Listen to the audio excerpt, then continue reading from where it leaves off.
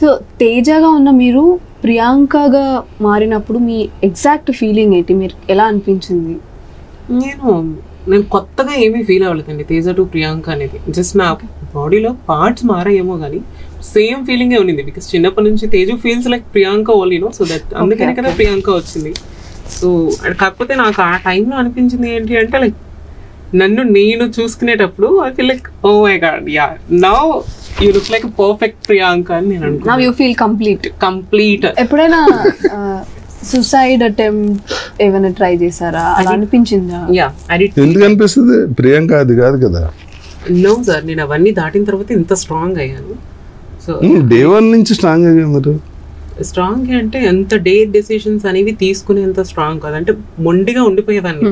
వీళ్ళు కొడతారా కొట్టని, తిడతారా తిట్టని, లేకపోతే ఎవరేమనుకుంటారు అనుకునే అని వాళ్ళు ఎదురుగా ధైర్యంగా ఉండేదాన్ని. కానీ బట్ నేను ఒంటరిగా ఉండేటప్పుడు I only know that pain. Like నాకు మాత్రమే తెలుసు. నేను ఈవెన్ నేను ఇది మీడియా ముందు చెప్పచ్చో చెప్పకూడదో తెలియదు. ఇట్లాంటి ఐడియాలు అయితే నేను ఎవరికి ఇవ్వను, అసలు ఫాలో కూడా కాకండి.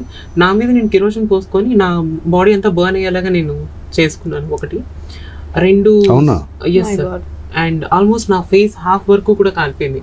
And after that I came Hyderabad and I took many treatments. So దాని తర్వాత నేను ఇలా ఉన్నాను. మేబీ నాకు ఫైర్ యాక్సిడెంట్ అవ్వకుండా ఉంటుంటే మేబీ నేను ఇంకా బాగుండేదాన్నేమో అనేది నాకు ఎవ్రీథింగ్ నేను రెడీ అయ్యే నేను అద్దంలో చూసుకున్న ఎవ్రీ టైం నేను అనుకుంటూ ఉంటాను. సో అదొకటి. అండ్ ఇంకొకటి ఏంటి అంటే నేను ఫర్ ఏ బాయ్ ఫ్రెండ్ కోసం స్లీపింగ్ పిల్స్ తీసేసుకున్నాను.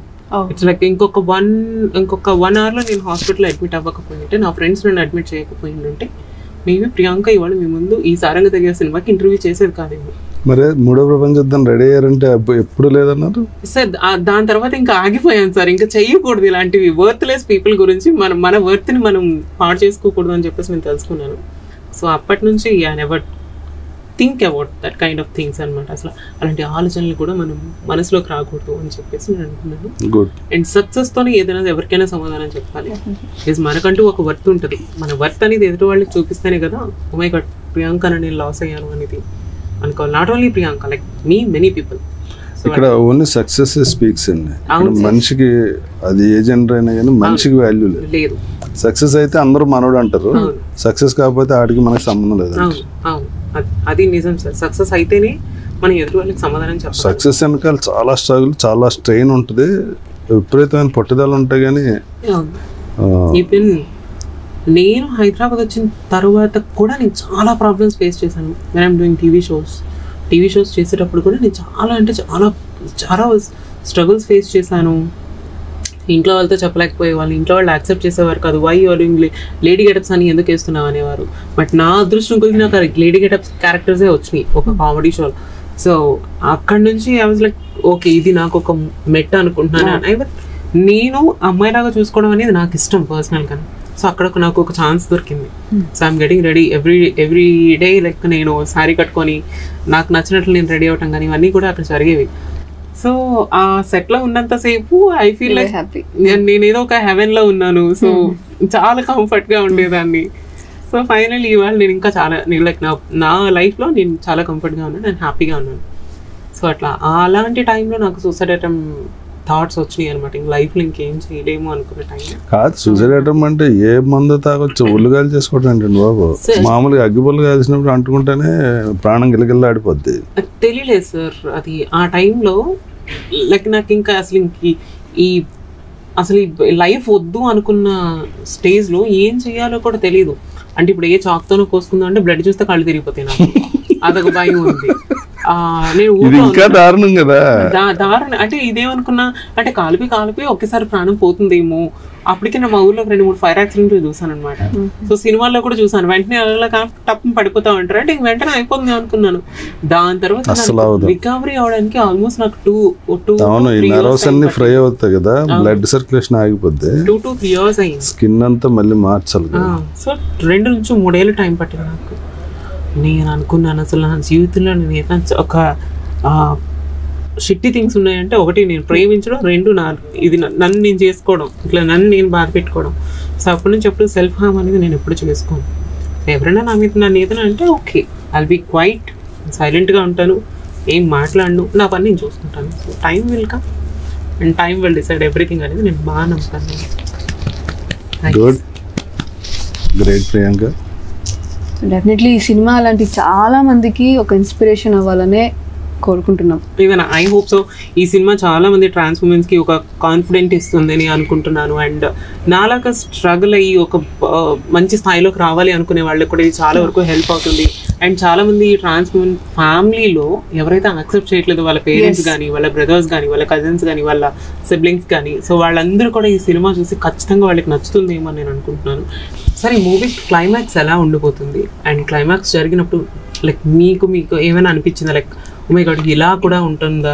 అంటే ఆ క్లైమాక్స్ సీన్ నాకు బాగా నచ్చింది ఏంటంటే, మా బావమరిది వచ్చి నన్ను తిడతాడు, అలాగా ఆ అమ్మాయి లక్షణాలు ఉన్న వాళ్ళు తీసుకెళ్ళి రైల్వే స్టేషన్లోనూ బస్ స్టాండ్లోనూ పడేస్తే, ఏ సిగ్నల్ దగ్గర పడేస్తే అడుక్కు తింటే రాళ్ళు తీసుకొచ్చి ఇంట్లో పెడతానంటే, అండ్ లాగి పీకి ఆ హార్మోన్ డెఫిషియన్సీ వల్ల అలా అయింది, అది నా రక్తం, అది దాన్ని తీసుకుని నేను పెడతాను, నాతో సంబంధం లేదంటే మీరు అందరూ దొబ్బేయండి అని చెప్పి ఫ్యామిలీ అందరిని బయటకి గంటేస్తాను. అండ్ బామ్మ అది ఇంకెప్పుడు లైఫ్లో నాకు అనిపించుకో, నా కూతురు నా 5 నెలల మాట అంటా అన్నది ఆ ఎమోషన్స్ చాలా బాగా అనిపించింది. ఐ థింక్ ఈ సీన్ వచ్చినప్పుడు నేను ఖచ్చితంగా ఆడే థియేటర్లో ఉంటాను కాబట్టి, సో ఖచ్చితంగా నేనైతే లేచి విజిల్స్ అండ్ ఖచ్చితంగా కొడతాను.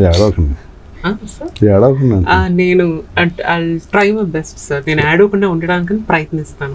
అలవాట్లేదు ఆడటం. సో సినిమా చూసినప్పుడు ఖచ్చితంగా లైక్ ఎక్కడో కళ్ళన్నా చెమరుస్తాయి కదా సార్. సారంగ తరియాలంటే సినిమా చూసి ఆడవకుండా ఎవరైనా ఒకరు బయటకు వచ్చారంటే ఇంకేమనుకోవాలి, సినిమా చూసి ఆనందపడాలి సార్. ఈ సినిమా ఎంజాయ్ చేసినంత వరకు ఎంజాయ్ చేస్తాము. అండ్ క్లైమాక్స్ లో అంటే ఖచ్చితంగా that is what we wanted to say. ఇప్పుడు ట్రాన్స్ ఉమెన్స్ అంటే ఎక్కడో రైల్వే స్టేషన్ లో ఉండే వాళ్ళు కాదు, they have life beyond that, they can achieve anything. ఒక పేరెంట్స్ సపోర్ట్ ఉంటే they can go to any extent అని చూపెట్టారు.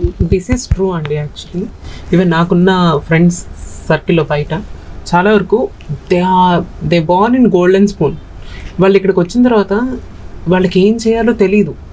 సో నువ్వు చేస్తే ఇది చేయాలి, లేదంటే ఇంకొకటి చేయాలి అని చెప్పేసి నేను నా కళ్ళారా చూశాను.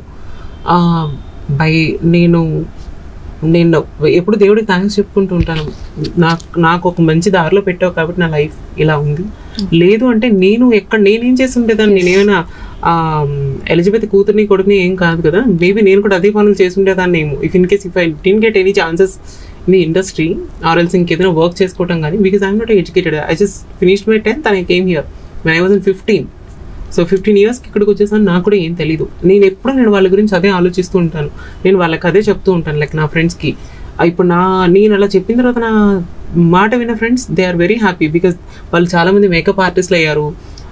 మన హైదరాబాద్లోనే ది బెస్ట్ రేంజ్లో వాళ్ళు చార్జ్ చేస్తూ ఉంటారు అనమాట, బ్రైడల్స్కి కానీ హెయిర్ స్టైల్స్కి కానీ వీళ్ళందరికీ. So I'm so happy for them. Maybe వాళ్ళకి పేరెంట్స్ సపోర్ట్ ఉంటే వాళ్ళు కూడా అది చేయరు.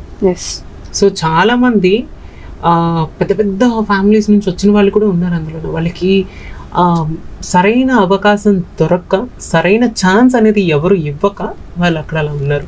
Even at least they want to do something అంటే అట్లీస్ట్ దానికి కూడా ఒక సపోర్ట్ అనేది కావాలి కదా ఇప్పుడు ఎవరికైనా సరే, నాకు కూడాను. సో అట్లా అన్నమాట. సో థ్యాంక్ యూ సార్, మీరు ఆ సీన్ గురించి చెప్పినందుకు really I feel very happy. So thank you so much sir. And me